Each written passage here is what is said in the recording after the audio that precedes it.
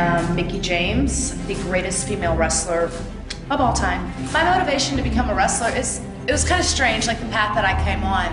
I've been wrestling 12 years now, but it was a bond that my father and I had. The first time I stepped into a wrestling ring, I knew that this was for me, and it was something that I was very serious about. I definitely have to give it to my dad, because without him, I probably wouldn't have been so strongly in love with the wrestling business as I was.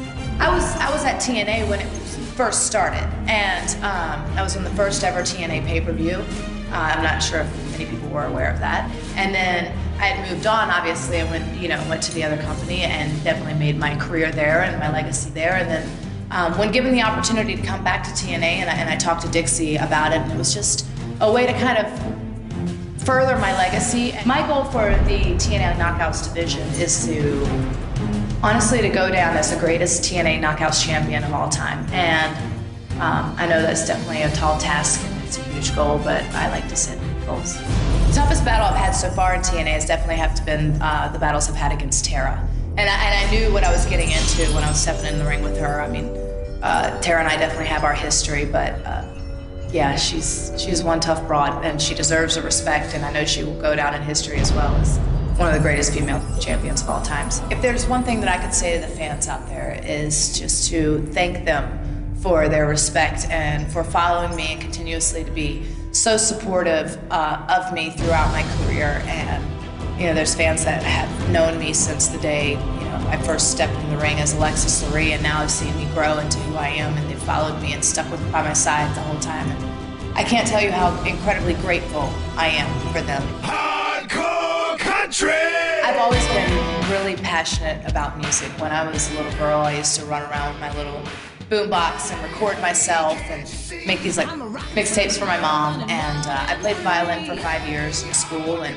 after I started wrestling, it was such a hard-driven career that you really have to dedicate your all to. And I kind of pushed everything from my horses and my family. I mean, you just sacrifice a lot when you're chasing a dream.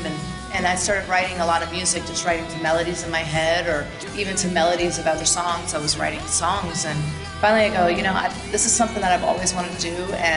And so I went to Nashville, and I met with some different people, and I was like, I don't care if this record goes nowhere. I just want to cut these songs that I've written just to say that I did it.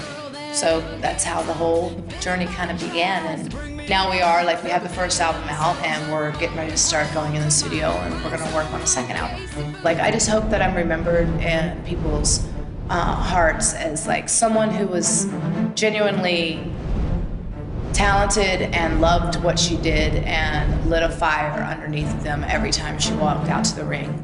Because the people that I looked up to and admired were people who obviously had sacrificed a lot to get to where they were. And I know the sacrifices I made, and I think that no matter what other people think or say, because I can't tell you how many times I was told no, and that you'll never make it, and you're too small, and you're too this or too that, and you're just a small town girl, just give up and try to get some regular 9-to-5 job. And I kept all their no's fueled my fire to make me work even harder. And hopefully that inspires some inspiration that if you work hard and you truly believe in yourself and you believe in your dream and you follow it with all your heart and all your gusto, that you actually can get there, and nobody can ever tell you no.